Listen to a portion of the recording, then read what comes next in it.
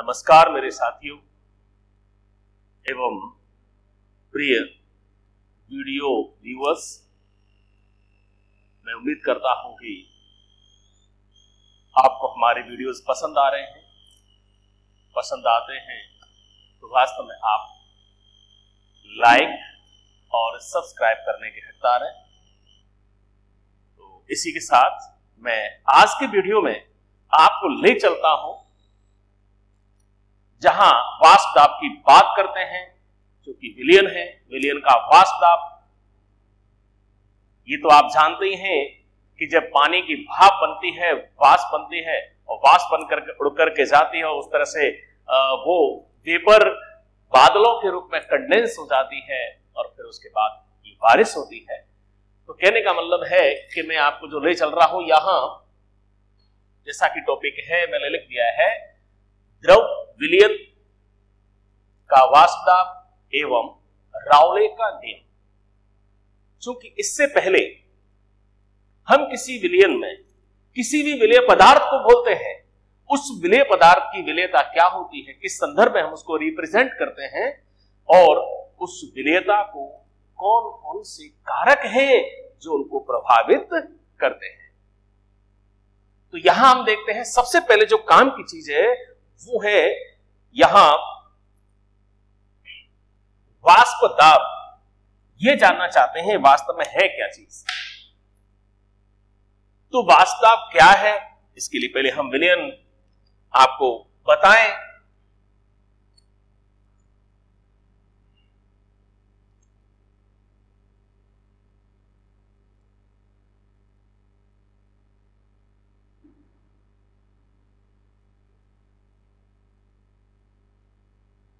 द्रव की बात और द्रव विलयन की है। तो जैसे हम पानी लेते हैं, इसमें केवल जल भर लेते हैं, जल भरा हुआ है, और थोड़ा सा अच्छी तरह से समझने की कोशिश करेंगे। यहां जल विलायक के रूप में है, तो केवल और केवल जल लिया है, इसका मतलब यहां विलायक शुद्ध लिया जा रहा है। इसमें हम कोई भी पदार्थ नहीं मिला रहे हैं, कोई केवल पानी का पात्र जो भी हम ले सकते हैं वो लिया है। अब आप अच्छी तरह से थोड़ा सा ध्यान देना कि इसका वाष्प दाब होता क्या है। देखिए, मान लीजिए इस पात्र में जो द्रव भरा हुआ है, पानी है, उसके जल के जो अणु हैं वो सतह पर होंगे, अंदर भी होंगे, सभी जगह। थोड़ा सा छोटा लग रहा हो तो मैं और बड़ा बना देता हूं, ऐसे दिख जाएगा। ये है इस तरह से जल के अणु हैं, और इस तरह से जल पूरे पात्र में भरा हुआ है, तो जल के अणु सभी जगह होंगे। कहां नहीं होंगे, सब जगह पूरे में जल ही तो भरा है। ठीक, यहां अंतर यह है कि कुछ जल के अणु जो सतह पर हैं उनको हम कह सकते हैं सतही अणु, और जो भीतरी भाग में है जिसको बुल्क फेज कह सकते हैं, तो हम कह सकते हैं अंदर के भाग को स्थूल कहते हैं। तो ये जो दिखाई दे रहे हैं वो हम इनको कह सकते हैं स्थूल अणु है। अब हम समझना क्या चाहते हैं, पात्र और बड़ा बना सकते हैं, खुला ही रखा है अभी तो हमने। देखिए, यहां चूंकि जल के अणु आपस में आकर्षित होते हैं और एक दूसरे को आकर्षित करके आकर्षण के द्वारा खींचते हैं, इंटरमोलिकुलर फोर्सेस होते हैं। यहां जो ये स्थूल भाग में जो अणु है वो चारों तरफ से जल के द्वारा घिरे हुए हैं, अर्थात इसको आकर्षित करने वाले वो अणु है चारों तरफ से, कह सकते हैं चारों तरफ, और एकदम अराउंड में कह सकते हैं।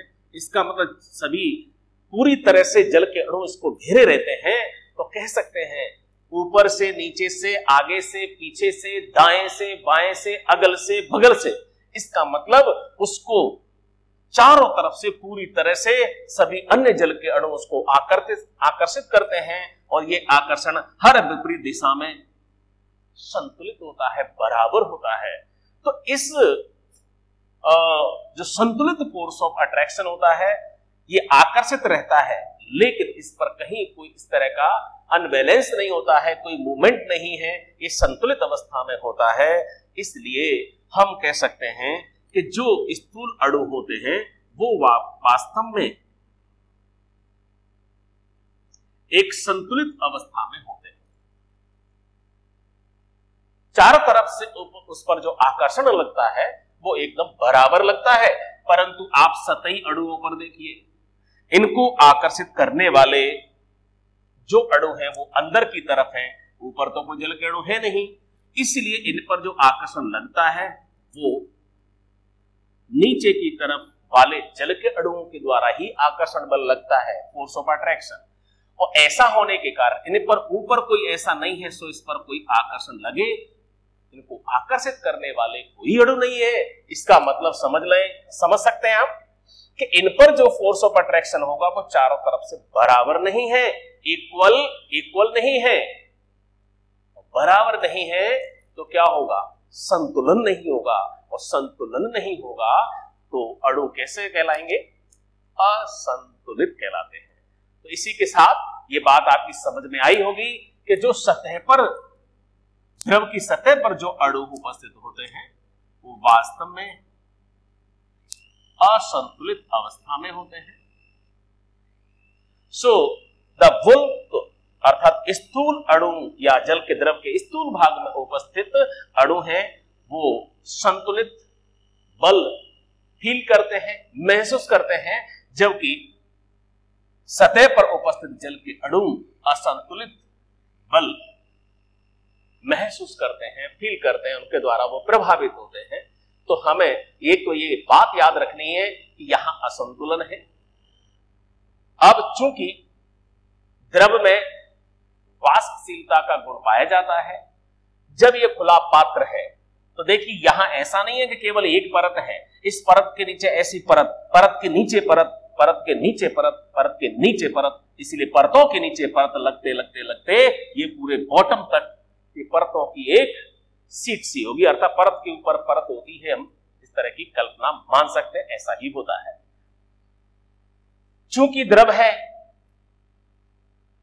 जो एनवायरमेंट एटमॉस्फेयर में जो टेम्परेचर होता है उसकी वजह से ये सतह वाले जल के अणु धीरे धीरे अपनी सतह छोड़ते जाते हैं, इनको आकर्षण, क्योंकि ये उस टेम्परेचर की वजह से आकर्षण टूटते जाते हैं और यहां से निकलते जाएंगे, गति करेंगे आगे। कारण क्या है ये भी थोड़ा सा ध्यान देंगे आप। जो इसमें से कुछ तो जल के अणु मेरिट में ऊपर आ गए हैं, समझ सकते हैं, ये तो ऊपर है और कुछ नीचे रह गए। इसका मतलब है कि भाई ये जैसे मेरिट में आप ऊपर आते हैं वैसे ये जल के अणु ऊपर क्यों है, कुछ नीचे क्यों है, इनमें ऐसा भेद क्यों है? उसकी वजह कि यहाँ के जो वाटर मॉलिक्यूल्स हैं उनकी काइनेटिक एनर्जी हाई है, ज्यादा है। जिनकी गतिज ऊर्जा ज्यादा होगी, पावर ज्यादा होगी, ऊर्जा ज्यादा होगी, तो सीधी सी बात है वो चुपचाप थोड़ी बैठेंगे, इसीलिए ऊपर आ जाते हैं। जिनकी गतिज ऊर्जा अपेक्षाकृत कम रहती है वो उस अंदर वाले भाग में अर्थात द्रव के स्थूल भाग में बने रहते हैं। तो इस तरह से हम जल के अणुओं को दो भागों में, यहां दो कैटेगरी में विभाजित कर सकते हैं। वो आपने देखा, सुना, पढ़ा, एक स्थूल अणु, दूसरे सतही अणु। अब हम देखना चाहते हैं कि यहां जो द्रव के अणु हैं किस तरह से वाष्पित होते हैं और उस बात को ध्यान देना। तो देखिए जैसे मान लीजिए ये जल के अणु है, ये इसमें से निकल के जाएंगे। एक बार और दूसरे चित्र को मैं बना के इस तरह से समझाता हूं ताकि वो बात समझ में आए। ये वो जल के अणु है, पात्र खुला है और जल एक विलायक है। मैं कह सकता हूं कि जैसे मान लो इसके पीछे भी मैंने कहा कि परत के नीचे परत, ये प्रक्रिया निरंतर ऐसे व्यवस्थित रहती है। यहां जल क्या है, विलायक है। और आपको याद होगा कि शुरू में प्रारंभ में मैंने कहा है कि विलय और विलायक को हम अपने अध्ययन की दृष्टि से ए और बी से संकेत कर देते हैं। मैंने जैसा किया है विलायक को ए से व्यक्त किया है, इसलिए विलायक के अणुओं को दर्शाने के लिए मैं यहां अर्थात जल के अणु हैं अर्थात विलायक के अणु हैं, विलायक को ए से व्यक्त करते हैं तो मान लीजिए ये सब ए आ समझ में आ रहा है।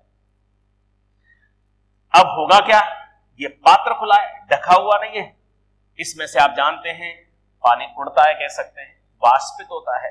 धीरे धीरे इसमें से कोई गया, force of attraction van der वाल उस तरह के होते हैं, हाइड्रोजन बॉन्डिंग, वो टूटते जाते हैं और जल के अणु यहां से अपनी जगह छोड़ते जाते हैं। कहां जाएंगे?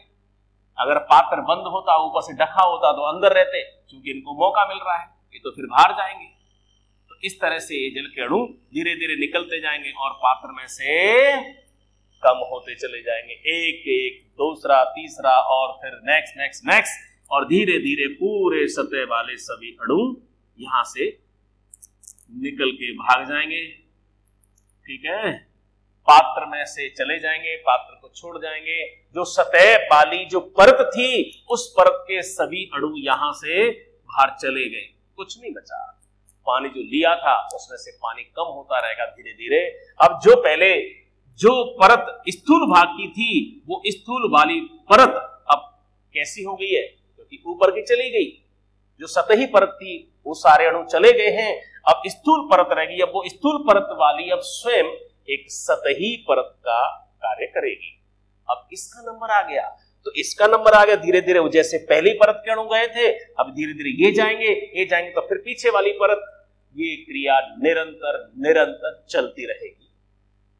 तो इस तरह से द्रव, किसी पात्र में भरे हुए द्रव के अणु, विलायक के अणु वाष्पशील प्रकृति का होता है, इसलिए धीरे धीरे वाष्पित हो जाते हैं। इस क्रिया को हम द्रव का वाष्पन कहते हैं, इवेपोरेशन कहते हैं। तो यहां पर अब देखिए, ये तो बात की थी मैंने, खुला पात्र अगर ऐसा हो जाए तो मान लीजिए अगर हाँ एक पात्र ऐसा, क्या होगा, धीरे धीरे जो द्रव लिया उसकी मात्रा कम हो जाएगी। ठीक है, ये पढ़, अब हम इसको बंद कर देते हैं। ठीक है, मान लीजिए कि हमने उतना ही पानी भरा था, द्रव या जल उतना ही लिया है और उसको इस तरह से यहां इस सतही जल के अणु है, पात्र को बंद कर दिया है। कैसा है? खुला की जगह इस पात्र को हमने बंद कर दिया है। अब देखिए ध्यान से, वही ठीक है जल के अणु है, तो यहां ए विलायक के अणु है। क्या होगा? क्रिया तो होगी वाष्पन की, इवेपोरेशन की। ये यहां से निकल के जाएंगे तो ये क्या होंगे, इसमें से गए और ऊपर यहां ये यूं जाएंगे, ये गए। अगर यहां ये ऊपर से ढका हुआ नहीं होता, निकल के भाग जाते, अब इनको बंद कर रखा है, तो क्या होगा, अब भाग के जाएंगे कहां? ठीक है, तो होगा क्या, ये गति करते हुए जाके टकराएंगे, टकरा के वापस फिर नीचे आएंगे। तो नीचे आएंगे तो देखिए अंतर क्या है, इस समय तो ये द्रव अवस्था में है, द्रव अणु है, अर्थात इस समय ये इसकी द्रव अवस्था है। परंतु जब ये सतह को छोड़ के चलते जाएंगे तो ऐसी स्थिति में ये सब अणु एक दूसरे के आकर्षण से मुक्त हो जाएंगे, दूर दूर हो जाएंगे। अर्थात ये बिल्कुल ऐसे व्यवहार करते हैं जैसे किसी गैस के अणु होते हैं। आप जानते हो गैस के अणु बिल्कुल विलगित, किसी से कोई संबंध नहीं। तो इस तरह से ये इसमें बिखर जाएंगे, फिर ये वाष्प अवस्था कहलाएगी। अब कौन सी हुई? वाष्प अवस्था हो गई, उस द्रव की वाष्प। ठीक है, तो यहां हमने क्या देखा, द्रव अवस्था से द्रव वाष्प का निर्माण हुआ। सॉरी, आप देखिएगा नहीं, द्रव अवस्था से थोड़ा सा यू द्रव वाष्प का निर्माण होता है, और द्रव वाष्प का जब निर्माण होता है, द्रव से वाष्प बनती है, तो इस क्रिया को हम वाष्पन कहते हैं। The conversion of the liquid into vapour is known as vaporisation. परंतु जब ये वापस आपने देखा है कि घर में जो बर्तन होते हैं उसमें कुछ पकवान बनते हैं, तो आप ढके होते हैं, तो उसमें देखते हैं कि जब उसको प्लेट को उठाते हैं तो उसमें से पानी सा नीचे बूंदें टपकती रहती हैं। ऐसा क्यों हुआ?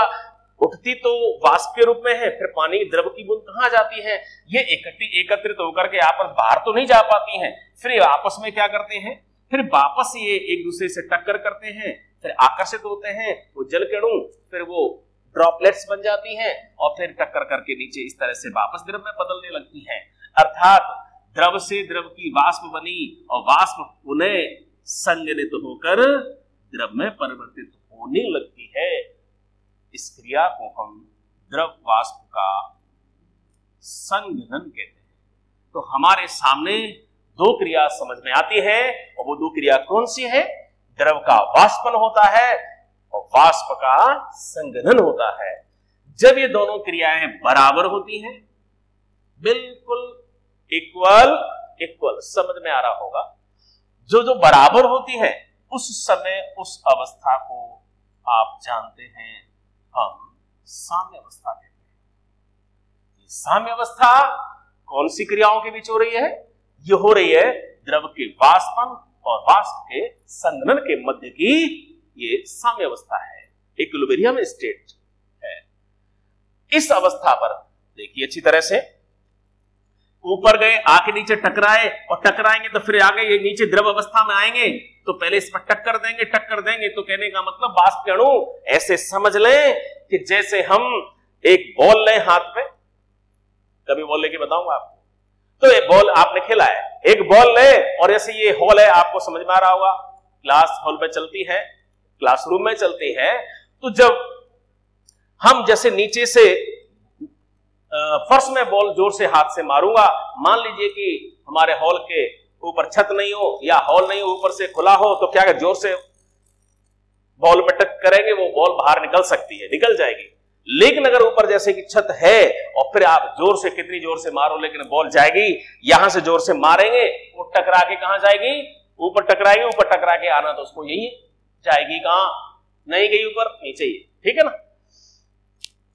बॉल आ गई। तो ऐसे ही समझ लीजिए, जब ऊपर से टकरा के बॉल नीचे आएगी फर्श पे, तो बोलो दबाव नहीं डालेगी क्या, अपनी ताकत नहीं दिखाएगी क्या, वैसे ही जल के अणु अपना पावर दिखाते हैं और इस जो परत होती है इसमें से निकल के गई, फिर जो परत होगी नीचे वाली, उस पर ये द्रव की वाष्प के अणु इस पर दाब डालेंगे और द्रव की वाष्प के द्वारा जो इस साम्य अवस्था पर, ठीक है, कह सकते हैं इकाई लंबाई, इकाई क्षेत्र की बात आती है, उसको तरह से डिफाइन करते हैं, परिभाषित करते हैं।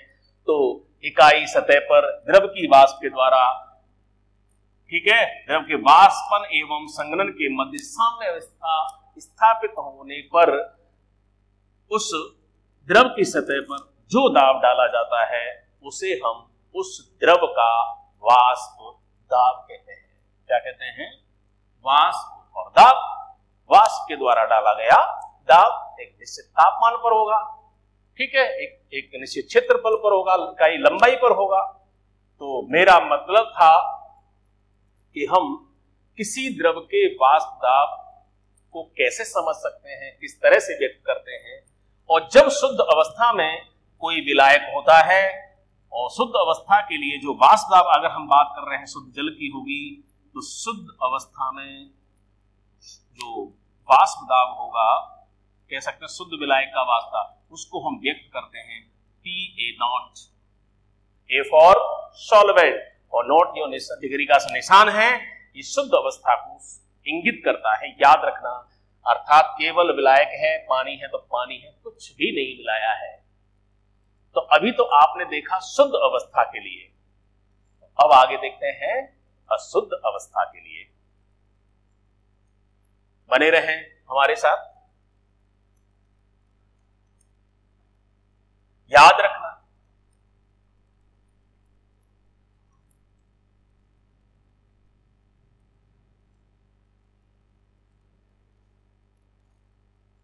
तो समझाने की जो बात थी उसमें से एक पहला पॉइंट हमने जो समझा वो ये कह सकते हैं, शुद्ध विलायक कैसा है, द्रव अवस्था में है, का जो वाष्प दाब होगा वो कैसा होगा, किस तरह से व्यक्त करते हैं, और वो है PA0 के रूप में हम व्यक्त करते हैं। ये याद रखने के लिए है।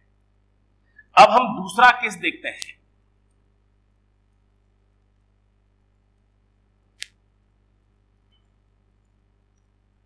देखिए विलय युक्त विलयन की बात कर रहे हैं, इसके साथ ही मैं लिख रहा हूं वाष्पशील। वाष्पशील विलय, इसका मतलब है कि विलय भी वाष्पशील होता है यहां तब के लिए। दूसरा केस कौन सा होगा विलय के लिए, वो कहलाएगा अवाष्पशील। अर्थात विलय की कैटेगरी दो प्रकार की हो सकती है, या तो वो वाष्पशील हो सकता है या वो अवाष्पशील हो सकता है। अर्थात या तो वो वोलेटाइल हो सकता है, वाष्प में परिवर्तित होने वाला हो सकता है, या वो नॉन वोलेटाइल हो सकता है। उसको गर्म करें तो उसकी वाष्प कुछ नहीं बनती। जैसे पानी को गर्म करेंगे भाप बनेगी, एल्कोहल गर्म करेंगे वाष्प बनेगी। ठीक है, कहते हैं डीजल पेट्रोल वगैरह है, एल्कोहल उड़ती रहती है, ये वाष्पन है। आपसे कहें कि नमक रख दो, शक्कर रख दो, अभी उड़ जाएगा, उड़ जाएगा क्या? नहीं उड़ने वाला ना। बस तो यही समझना है आपको। वाष्पशील विलयुक्त, विलयुक्त विलयन के लिए इसी के साथ यहां पर जरूरत पड़ सकती है हमें, यहां राउल के जो राउले के नियम की बात करते हैं उसके लिए कहेंगे। तो पहले तो हम वो पात्र बना के तैयार करें। ये बन गया पात्र।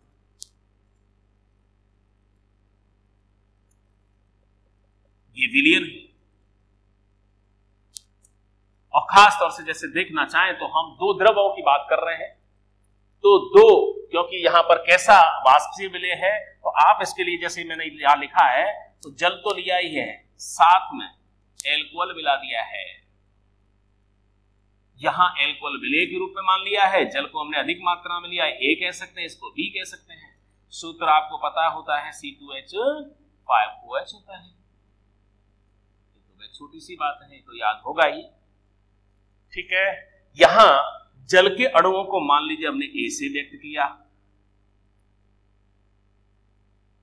या एल्कोहल के अणुओं को बी से व्यक्त किया। समझ में आ रहा है?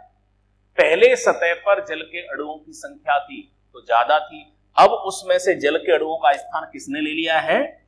एल्कोहल के अणुओं ने ले लिया है। और वो भी कैसे हैं? जैसे जल वाष्पशील होता है, ये भी वाष्पशील होता है। ठीक है, तो अब होगा क्या? पात्र बंद है, वाष्प बनेगी, बंद कर दिया, लगा दिया ढक्कन। अब इसमें से इसकी भी वाष्प बनेगी, ए की बी अपनी वाष्प बनाएगा। तो ध्यान दें, इस तरह से वाष्प किसकी बनी? एल्कोहल की भी वाष्प बन रही है, जल की भी वाष्प बनेगी, दोनों की बनेगी। अब यहां टोटल जो वाष्प होगी वो क्या होगी? ए प्लस बी होगी ना, ए प्लस बी। इस जल का जो इस समय जो दाब होगा वो क्या होगा? ई ए। बी का जो दाब होगा वो बी बी। नॉट क्यों नहीं लगाया? क्योंकि विलयन अवस्था है, और विलयन में कोई अवयव, कोई भी घटक शुद्ध नहीं होता है। दोनों एक दूसरे में मिक्स हैं, ए बी में मिक्स है, बी ए में मिक्स है, अर्थात दोनों ही में से कोई शुद्ध नहीं है। इसलिए जब विलयन अवस्था होती है तो इस पर नोट लगाते हैं। उस विलयन अवस्था के लिए इनका दाब क्या हो जाएगा? ई ए और ई बी। याद रखना अच्छी तरह से। कारण ऐसा क्यों? क्योंकि वाष्पशील है जो विलय मिलाया है, इसलिए। अब ये बात अलग है, ये हम केस थोड़ा सा आगे एडवांस में देखते हैं कि इसमें भी कुछ होता है, पर अभी हमें यहां इतनी जरूरत नहीं है। वो कभी हम उस जो कॉम्पिटिटिव क्लास होगी उसके हिसाब से बात करेंगे। यहां जो द्रव पदार्थ है, अब वो जो पहले विलायक की अपेक्षा है तो वाष्पशील पर वोलेटाइल है, लेकिन पहले के जो द्रव विलायक है उसके कंपैरिजन में वो मोर वोलेटाइल तो नहीं है या लो वोलेटाइल तो नहीं है। वाष्पन की दर कम ज्यादा वाला तो नहीं है, वाष्पन की दर कम वाला तो नहीं है, बराबर वाला तो नहीं है। इसका प्रभाव थोड़ा सा अलग होता है, उसके हिसाब से ये हम कर रहे हैं। आप तो अभी ये याद रखो दोनों वाष्पशील है। तो ऐसी स्थिति में विलयन का जो कुल वाष्प दाब अगर हम व्यक्त करना चाहे,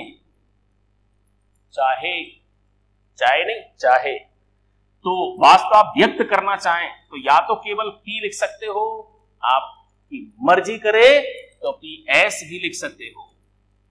ध्यान रखना भैया, मैं अपने नाम की बात नहीं कर रहा, बट PS ये यहां P for pressure, S for solution, अर्थात प्रेशर ऑफ द सॉल्यूशन। विलयन का कुल वाष्प दाब है वो किसके बराबर होगा? वो दो चीज मिलाए हैं, इसके लिए विलायक का वाष्प दाब विलयन अवस्था में और विलयन अवस्था में उस में उपस्थित वाष्पशील विलय का वाष्प दाब दोनों के योग के बराबर होता है। यहां आगे साहब कौन? दादाजी। अब वो दादाजी रावले साहब आए हैं आपकी। यहां उस दादाजी का जो नियम है, ध्यान देंगे प्लीज, वो रावले का नियम कह सकते हैं, इसलिए इनके नाम का सम्मान करें। तो रावले का नियम है, ये कहते हैं कि किसी भी विलयन में किसी भी वाष्पशील घटक का जो वाष्प दाब होता है, आंशिक कह सकते हैं, विलयन अवस्था में कह सकते हैं, तो वो उस घटक की आई, जैसे हम इंडिविजुअल कह सकते हैं, in directly proportional to the XI। ये बहुत सिंपल है, आप ये संबंध याद रखना, और यही संबंध रावले का नियम है, हमारे दादाजी का नियम है। तो किसी विलयन में उपस्थित वाष्पशील अवयव का जो आंशिक वाष्प दाब होगा, उस घटक की मोल भिन्न के समानुपाती होता है। यही रावले का नियम है, आप याद रखें। अब इसको बात क्योंकि विलय और विलायक के संदर्भ में व्यक्त करें, थोड़ा सा देखिए आप, अगर हम एक ही बात कर रहे हैं, इसका किसके समानुपाती होगा? XA के, ठीक है। और यहां इसी को थोड़ा सा और व्यक्त करें, समानुपाती चिन्ह को अगर हटाएं तो क्या आएगा? एक समानुपाती नियतांक आएगा। मान लीजिए कि समीकरण नंबर 2 दे देता हूं समझने के लिए तब तक, और यहां एक K है, समानुपाती नियतांक है। अगर हम बात करना चाहें XA, याद रखना, इस बात को जानते भी हैं, मैंने बताया भी है, लेकिन फिर भी याद रखना, जैसे मान लीजिए अपने पास ये बोतल है भाई, ठीक है, ये पानी दिख रहा, अभी तो शुद्ध मान है कि इसमें जो विलयन है कितनी भी सब चीज बोल, नमक भी बोल रखा है, शक्कर भी बोल रखी है, ये तो पता आपको टेस्ट करके पता चलेगा, ठीक है। तो इस तरह से जो विलयन है, अगर हम कहें कि इसमें शुद्ध है, केवल पानी है, तो उस पानी की जो मोल भिन्न होगी वो XA, शुद्ध अवस्था में केवल पानी और कुछ नहीं मिलाया है, तो वो 1 होगी। अगर हम इसमें कहें कि इसमें पानी में मिला दिया कुछ एल्कोहल वगैरह कुछ और भी मिला दिया है, और टोटल इसकी कुछ भी कितनी भी चीज मिलाओ, शक्कर वक्कर जो भी है, तो अगर हम फिर कहें कि पानी की मोल भिन्न क्या होगी, तो फिर 1 नहीं होगी। इसमें अगर 3 चीज डाल रखें, तीनों की मोल भिन्न का जो योगफल होगा वो 1 होगा। अर्थात याद रखें, संपूर्ण विलयन की मोल भिन्न सदैव 1 होती है, याद होगा आपको। चलिए ध्यान दें। तो उसी तरह से अगर हम कहें कि शुद्ध अवस्था में अगर इसकी मोल भिन्न 1 हो जाएगी, XA का मान 1 हो जाए, समझना अच्छी तरह से, तो K बराबर क्या हो जाएगा? जब शुद्ध अवस्था की बात हो रही है तो जहां PA की जगह PA0 हो जाएगा। इसका मतलब हमने ये कहा है कि इस K का मान यहां रख दिया जाए तो एक सूत्र और समझ में आ जाएगा, एक नया समीकरण बन जाएगा, और वो क्या होगा? वो A होगा। तो इस तरह से हम द्रव विलयन में शुद्ध वाष्पशील द्रव विलायक का जो द्रव विलायक का वाष्प दाब होगा विलयन अवस्था के लिए, और हम इस तरह से व्यक्त कर सकते हैं। ठीक इसी तरह से अब आपको इतना लंबा चौड़ा टेंट लगाने की जरूरत नहीं है, केवल आप दूसरा लिख सकते हैं। ठीक उसी तरह से PV बराबर क्या हो जाएगा? PV0 और XB, ये संबंध आ गया है। मुझे लगता है कि यहां तक ये सारी बात क्लियर हो चुकी है। तो रावले के नियम को याद रखना ये काम का है। किसी भी विलयन में उपस्थित किसी भी घटक का आंशिक वाष्प दाब उस घटक की मोल भिन्न के समानुपाती होता है। तो ये रावले का जो नियम है ये आप अच्छी तरह से याद रखना। अभी मैं ये बात पूरी समझ में आ चुकी है, इस चीज को मैं थोड़ा सा कैलकुलेट करके आगे बढ़ाता हूं। मैं इसको यहां तक बात समझ में आ गई है, साफ करता हूं। अगर कोई डाउट है तो आप मुझे प्रॉब्लम क्लास में पूछ सकते हैं, जब चाहो तब पूछ सकते हैं। देखिए ये समीकरण नंबर जो 1 था उस पर जरा ध्यान देना। समीकरण 1 में पी ए और पी बी का मान कहां से रखें? दिख रहा है आपको समीकरण 3 और 4 से। तो देखिए, केवल मैंने कहा पी एस लिख सकते हो, केवल पी लिखोगे तभी चलेगा, जो तुम्हारी मर्जी। यहां क्या होगा? P A is equal to P A naught और X A plus P B naught X B. समीकरण नंबर डालते चलो, कोई समस्या नहीं होती है। यहां आप एक्स, चूंकि मैंने इससे पहले अभी आपको कहा था, किसी भी पात्र में, किसी भी बोतल में, गिलास में, किसी में भी अगर कुल विलयन है, उसमें पता नहीं क्या क्या कितना घोला है, हमें इससे कोई मतलब नहीं है। उस संपूर्ण विलयन की जो मोल भिन्न होती है हमेशा 1 होगी। इसमें 2 चीज घोल करके बात कर रहे हैं, तो उस विलयन की मोल भिन्न 2 जनों की होगी। X A plus x B बराबर कितनी होगी? 1, क्योंकि 2 घटक हैं। तो यहां हम, जैसे मैंने कहा कि एक्स ए बराबर अगर आप नोट करना चाहें तो क्या होगा? 1 माइनस एक्स बी, और 1 माइनस एक्स बी होगा तो वापस put the value of X into the equation number 5, then we get the expression like that. तो P A naught 1 minus X B plus P B naught X B. आप open कर सकते हैं, वैसे आप समझदार हैं, लेकिन मैं ही कर देता हूं। P A naught X B, P B naught X B, इसमें से आप कॉमन ले सकते हैं। क्या? एक्स बी कॉमन लेंगे तो क्या आएगा? पी एस तो पी ए नॉट, और इसमें से हम कॉमन लेना चाहते हैं एक्स बी, तो क्या हो जाएगा? X B P B naught minus P A naught. ये समीकरण हमें प्राप्त होता है। तो सभी संबंध को व्यक्त कर रहे हैं। यहां कुल विलयन का वाष्प दाब अगर निकालना चाहते हो, कह सकते हैं शुद्ध विलाय का वाष्प दाब कितना है, ठीक है, उस विलय पदार्थ की मोल भिन्न कितनी है। इसमें ऐसा कि देखो, ये सॉल्व तब होगा जब विलय और विलायक दोनों की मोल भिन्न अगर हमें ज्ञात होंगी तो हम इससे सॉल्व कर सकते हैं। अगर मान लीजिए हमारे पास मोल भिन्न केवल विलय पदार्थ की दे रखी है और विलय या विलायक की मोल भिन्न हमें ज्ञात नहीं है, तो हम इस सूत्र का प्रयोग कर सकते हैं।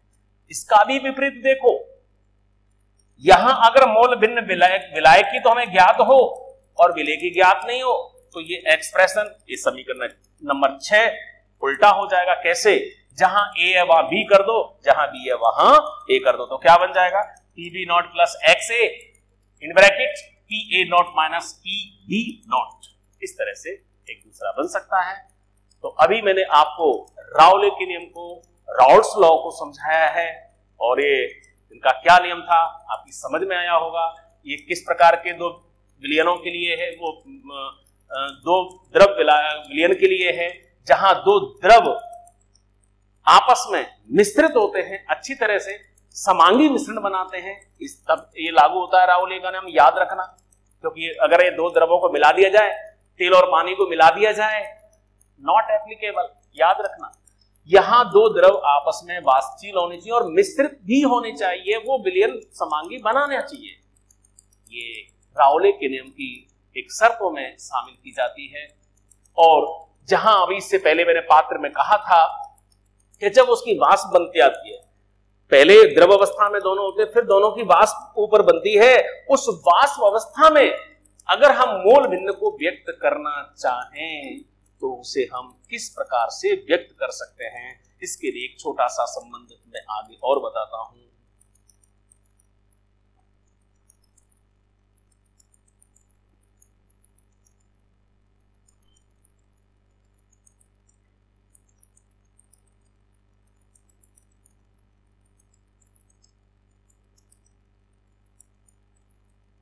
वाष्प अवस्था में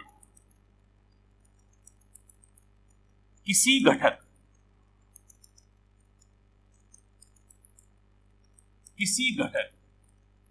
की मूल भिन्न और आंशिक दाब वगैरह है वो किस तरह से व्यक्त करते हैं।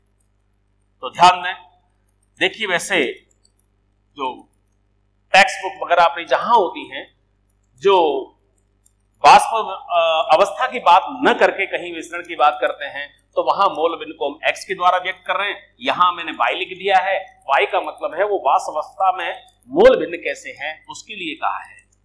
ठीक है, तो यहां याद रखेंगे मोल भिन्न बराबर EI/PT। समझ में आ रहा हो तो देखिए, नहीं आ रहा हो तो सुनिए।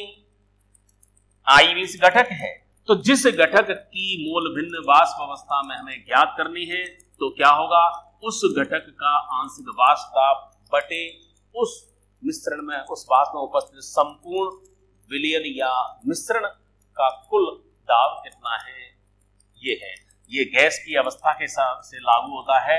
ये हम डाल्टन का आंशिक दाब का जो नियम है उसके आधार पर है। कभी आपने वो याद होगा, पढ़ा होगा 11th में, ये वही है।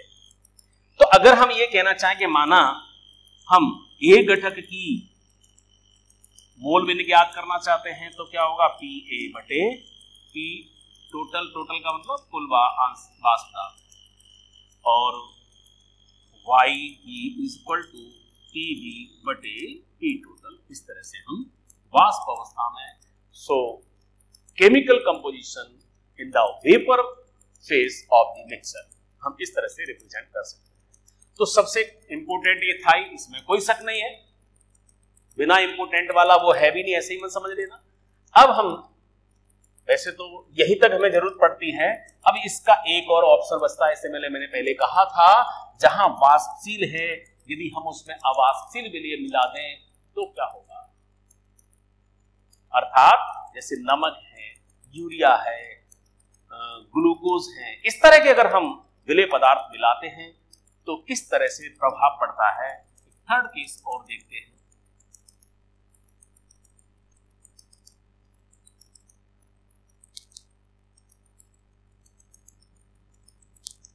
इस प्रकार से इसमें केवल 3 केस बनते हैं और वाष्पशील, विलय युक्त,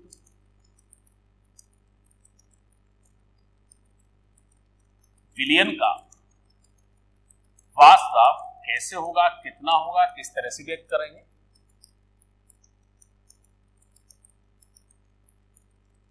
तो वही ले लीजिए भैया कोई बर्तन, हाँ शरबत बनाना चाहते हैं, क्या बनाना चाहते हैं, ये आपकी मर्जी। तो यहां ठीक है, आप चाहो तो ढक भी सकते हो, इसमें ऐसी कोई वो नहीं है। बनाने के बाद ढक दिया, पूरी तरह से ढक दो, खुला मन छोड़ो अच्छी तरह से। ये क्या है, ध्यान देना, ये वो सतह पर अणु है। जिस तरह से आप बार बार समझते जा रहे हैं, देखते जा रहे हैं।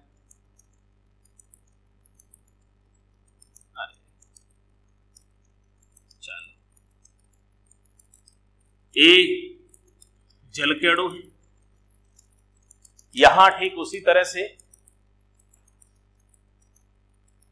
बी, ये उस विलय पदार्थ के अणु है जो अवाष्पशील है। आप मुझे बताइए, जल के अणु वाष्प अवस्था में जाएंगे या नहीं जाएंगे? जाएंगे ना, ये तो वाष्प बनाएंगे। पर क्या नमक या शक्कर घोल रखिए तो इसके अणु, ये इसका भी वाष्पन देखा है आपने? इसका वाष्प अवस्था में जाएंगे कि नहीं जाएंगे? इसलिए जब हम इनकी बात करेंगे तो इनका वाष्पन नहीं होगा, इसका वाष्पन नहीं होगा। जो संख्या जैसे आपको इसमें परत में दिखाई दे रही है, अगर ये पांचों अणु जल के होते तो 5 अणु इसमें से वाष्पित होते। इसमें से ऐसे 3 जल के अणु अगर इससे पहले वाले में देखा, अगर ये दोनों जो विलय अगर वो एल्कोहल के होते तो वो भी वाष्पित होते, तो भी 5 ही होते। थोड़ी स्पीड का फर्क पड़ सकता था, किसी की ज्यादा किसी की कम। परंतु यहां अवाष्पशील आपको मालूम है, जैसे कि मैंने कहा यूरिया, नमक इस तरह के हैं जिनका वाष्प नहीं होता है, अवाष्पशील होते हैं, तो उनकी वाष्प बनेगी क्या? एक तो खुद भी वाष्प नहीं बना रहे, तो यहां पर जो वाष्प बनेगी केवल और केवल वाष्प के निर्माण में केवल जल के अणुओं का योगदान होगा। उस शक्कर या नमक के अणु वाष्पित नहीं होंगे, इसलिए वाष्पन की दर कम होगी और वाष्पित अणु कम होंगे। ये कैसे है? थोड़ा इंतजार और कीजिए, अवश्य अभी होता है। वाष्पित अणु किसके होंगे? केवल इसके होंगे। इसके वाष्पित अणु नहीं हो तो इसका जो दाब पड़ेगा, वाष्प दाब, वो केवल किसके द्वारा उत्पन्न किया जाएगा? केवल जल के अणुओं के द्वारा, विलायक के अणुओं के द्वारा। विलय का कोई योगदान नहीं। समझ में आ रहा है? अर्थात, और है कैसा? मैंने कहा कि चलो जल और इसमें चलो शक्कर मिला दी, यो है तो शक्कर है, ये विलयन है, शुद्ध विलायक तो है नहीं, इसलिए जो वाष्प दाब टोटल लेना पड़ेगा तो वही PS will be equal to PA plus PB। ये संबंध लाना पड़ेगा, और ये संबंध लाना पड़ेगा क्योंकि यहां पर जो वाष्पित अणु A के थे तो केवल जो वाष्प दाब होगा वो केवल PA होगा, और B का वाष्पन हुआ ही नहीं, इसलिए PB का मान 0। अर्थात अवाष्पशील विलय के द्वारा उसका जो वाष्प दाब होगा वो 0 होगा, और 0 होगा तो इसका मतलब PB का यहां कोई योगदान नहीं। ऐसी स्थिति में PS will be equal to, अर्थात विलयन अवस्था में शुद्ध वाष्पशील विलायक का ही वाष्प दाब जो होगा वही उस विलयन का वाष्प दाब कहलाएगा। याद रखना। पर मैंने कहा था इससे पहले, एक बार वापस ध्यान दें, जब एक केवल ये जल के अणु होते तो क्या होता? तो आपको पता है ये कितना होता? PA0 शुद्ध अवस्था में, क्योंकि PA0 जैसे मानो ये थे तो 5 अणु होते, लेकिन यहां PA के कितने अणु हैं? वो 3 अणुओं के द्वारा दिखा रहा हूं, समझने के लिए बता रहा हूं, सैकड़ों हजारों में हो सकते हैं। तो जैसे आपको देख रहा है कि PA0 का मान 5 होता अगर शुद्ध होता तो, और PA का मान यहां विलयन अवस्था में उसी के द्वारा 3 है। इसका मतलब अणुओं की संख्या कम ही। आपको समझ में क्या आ रहा है? समझ में ये आना चाहिए कि हियर इसके आधार पर समझें, PA0 will be greater than PA, अर्थात PA0 का मान PA से अधिक होगा। ये याद रखें। क्या कह सकते हैं कि PA का मान PA0 से कम होगा। तो इस प्रकार से मैंने आपको द्रव विलयन का वाष्प दाब क्या होता है और वाष्प दाब किस प्रकार से हम निकालते हैं, इसके बाद इसी में से बचा हुआ है वो इस द्रव विलयन का जो वाष्प दाब है, कहने का मतलब है जो वाष्पशील घटक हैं या कैसा भी विलय पदार्थ मिलाए हैं, वाष्प दाब को कौन कौन से कारक इसको प्रभावित करते हैं, तो इसको भी देखते हैं। इसको भी पूरा करा दो, अब समय ज्यादा नहीं लगता।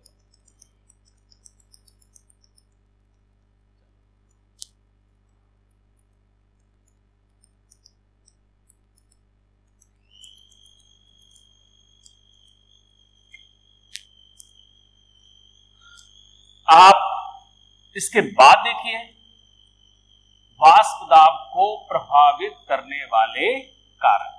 आप कारकों पर नजर डालें कि वाष्प दाब पर किस किस का प्रभाव पड़ता है, कैसे पड़ता है। वेरी सिंपल, ज्यादा नहीं।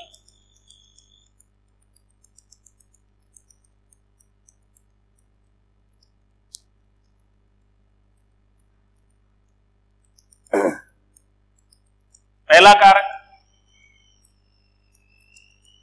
तो कारकों में कई चीजें आती हैं जिसको सरफेस एरिया, तो पृष्ठीय क्षेत्रफल कह सकते हैं।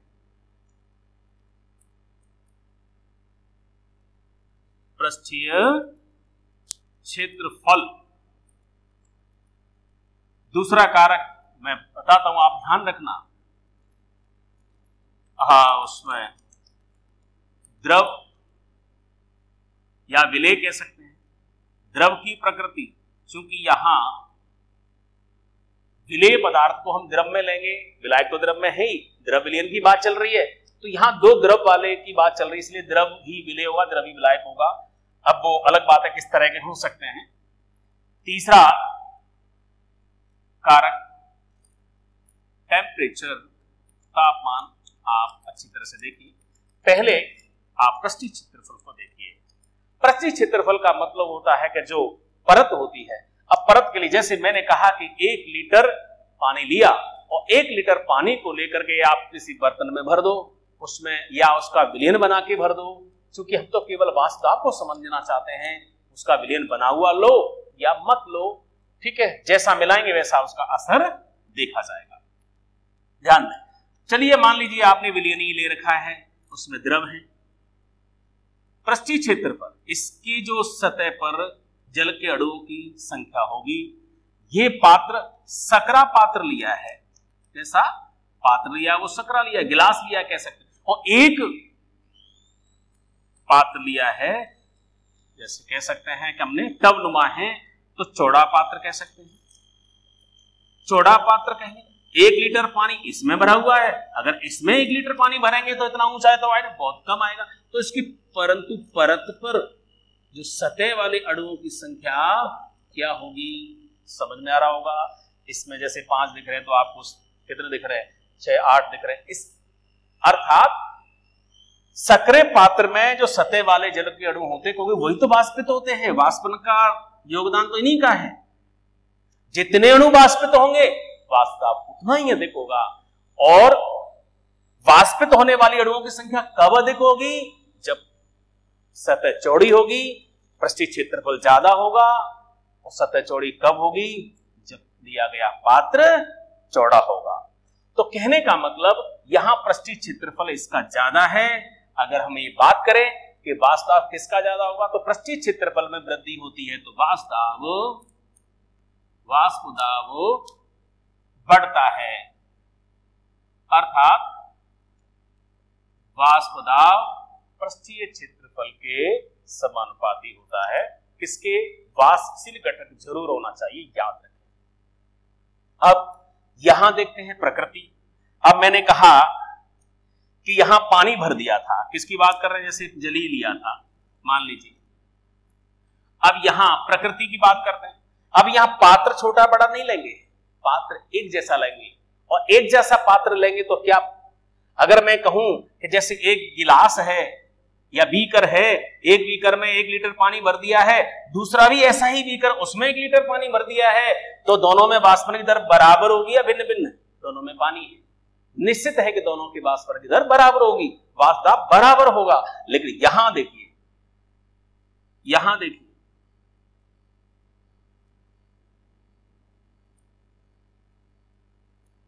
पात्र एक जैसे हैं,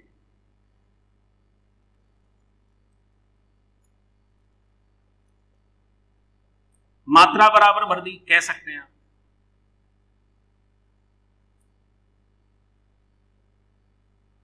कह सकते हैं। तो यहां पर जो द्रव की परत है, अणुओं की संख्या तो तो बराबर ही होगी, पात्र बराबर है, परंतु अंतर क्या है, इसमें जल के अणु और इसमें एल्कोहल के अणु। अर्थात इसमें हमने जल भर दिया है और इसमें हमने एल्कोहल भर दिया है। तो कहने का मतलब, प्रकृति का मतलब, ये प्रकृति संबंधित किससे होती है, हम बोल सकते हैं अंतर आणविक बल, इंटरमॉलिक्यूलर फोर्सेस कह सकते हैं, अंतःक्रिया कह सकते हैं। तो चाहो तो ये कह सकते हो अंतरा आणविक बल से संबंधित है, इसलिए हम इसमें शामिल कर सकते हैं। आप समझ रहे होंगे, पात्र को बंद करेंगे, इसको भी बंद करेंगे, वाष्पन की दर देखेंगे तो सबसे ज्यादा वाष्पन की दर किस में होगी, आप ये बताइए, बोलो। जल का जल जल्दी उड़ता है या एल्कोहल? पता हो कि नहीं पता हो ये आप जानो, मैं बता देता हूं भाई, पढ़ाना है बताना है, इसमें क्या है। तो जल का वाष्पन धीरे धीरे होता है। आप एक गिलास जल का भर के रख दो, दूसरा एल्कोहल का, जैसे पेट्रोल रख दो तो उड़ जाती है, ठीक उसी तरह से जल में वाष्पन की दर कम होती है, एल्कोहल में वाष्पन की दर ज्यादा होती है। वाष्पन की दर ज्यादा होगी तो वाष्प ज्यादा बनेगी, और ज्यादा बनेगी तो वाष्प दाब भी ज्यादा होगा। अर्थात इसका वाष्प दाब दोनों में तुलना करें तो किसका वाष्प दाब अधिक होगा? Please attention here. So alcohol का होगा। अर्थात पदार्थ की प्रकृति चेंज कर दें, अर्थात पदार्थ की प्रकृति भिन्न भिन्न हो जाए तो वाष्प दाब भी भिन्न भिन्न हो जाएगा। अब यहां यह देखना चाहें कि सर ये तो ठीक, एल्कोहल का ज्यादा होता है, एल्कोहल उड़ जाती है, लेकिन इसकी वजह क्या है? एल्कोहल जल्दी क्यों उड़ता है वो तो मालूम ही नहीं है। वो ये वजह है कि जहां जल के अणु के मध्य जो हाइड्रोजन बॉन्डिंग होती है, याद होगा आपको, हाइड्रोजन बॉन्डिंग होती है, वो एल्कोहल के अणुओं के मध्य भी हाइड्रोजन बॉन्डिंग होती तो है, पर इसमें हाइड्रोजन बॉन्डिंग स्ट्रांग होती है और इसमें हाइड्रोजन बॉन्ड वीक होते हैं। सो स्ट्रांग और वीक। अब आपको मालूम है यहां जल के अणुओं के मध्य आकर्षण है, तो पीछे वाले जो जल के अणु हैं वो क्या करेंगे? सॉरी, इसमें तो पीछे वाले जल के अणु इनको अच्छी तरह से प्रबलता के साथ आकर्षित करेंगे और ये दुर्बलता के साथ आकर्षित करेंगे। जैसे एक भाई जा रहा है, दूसरा भाई उसको कहता है रुक जा, तो ऐसे समझ लो एक भाई तो कहेगा जाएगा कैसे, मेरे तेरे बिना मेरा मन नहीं लगेगा, तू चलो तो जाओ, कहते मैं तो तुझे पास ही रखूंगा कि मैं तेरे संग चलूंगा। तो ऐसे पकड़ के रखा है तो बड़ी जिद्दोजहद करने के बाद ही वो जा पाएगा। इसमें रुक जा यार, मैं जा रहा हूं, कि नहीं यार रुक जा, तो ठीक है चल आ जा, तो वो वाली स्थिति है। रुक रहा तो ठीक है, नहीं जा, ऐसी कोई जरूरत ना। इसीलिए भाई भाई का स्नेह यहाँ कम हो रहा है, यहाँ भाई भाई का स्नेह ज्यादा है, छोड़ेगा नहीं, पीछे उसको पकड़ के रख लेगा। तो इसीलिए कहने का मतलब था कि इनके मध्य जो हाइड्रोजन बॉन्डिंग है वो वीक है और इनके मध्य स्ट्रांग है। तो जल का अणु जल के अणु को आसानी से छोड़ के जाने वाला नहीं है और जाने वाला नहीं है, तो इसलिए वाष्पन नहीं कर पाएगा। इसमें वाष्पन मतलब ये कि हम पदार्थ की प्रकृति चेंज करें तो उसके अंतरा आणविक आकर्षण बल कैसे है? ज्यादा होगा, वाष्पन कम होगा। अंतरा आणविक बल दुर्बल होगा, वाष्पन प्रबल हो, ज्यादा होगा, अपोजिट है। समझ में आ गई होगी बात। लास्ट तीसरा कारक समझदार है, आप खुद भी समझ सकते हैं, तापमान। पानी को यदि हम गर्म करते हैं तो क्या प्रभाव पड़ेगा? चलिए इसको लास्ट देख लीजिए।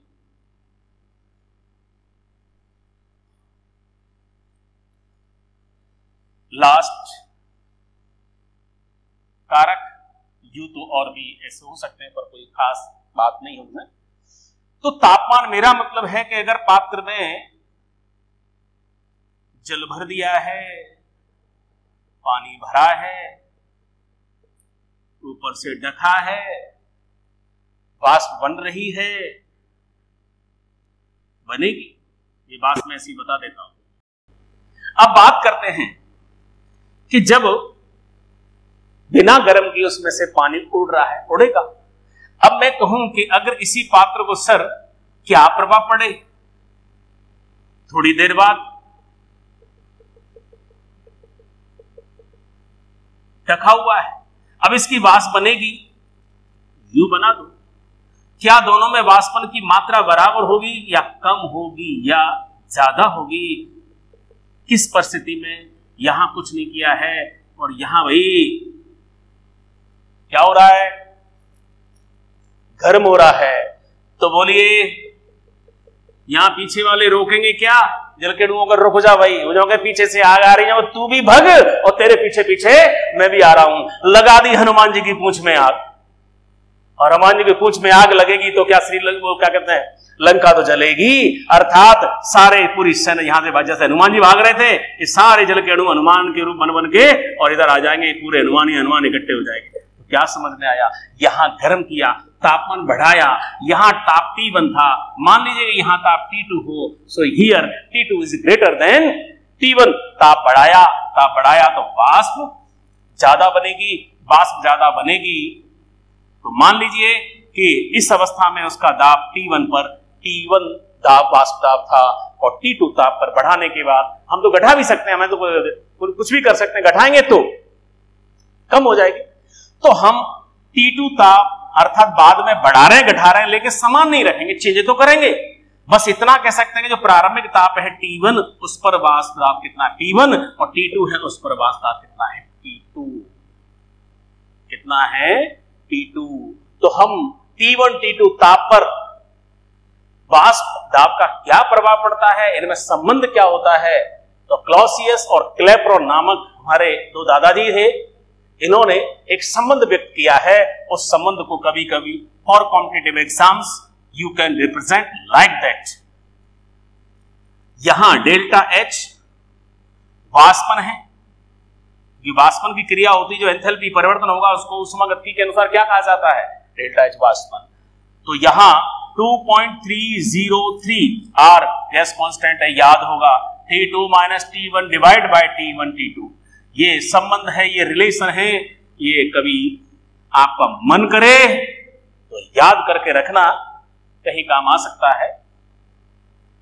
तो इसके साथ मैंने आपको किसी द्रव विलयन का वाष्प दाब क्या होता है, राउले का नियम क्या होता है, ये आपने पढ़ा, समझा और उस वाष्प दाब को, द्रव विलयन के वाष्प दाब को कौन कौन से कारक हैं वो किस प्रकार से प्रभावित करते हैं।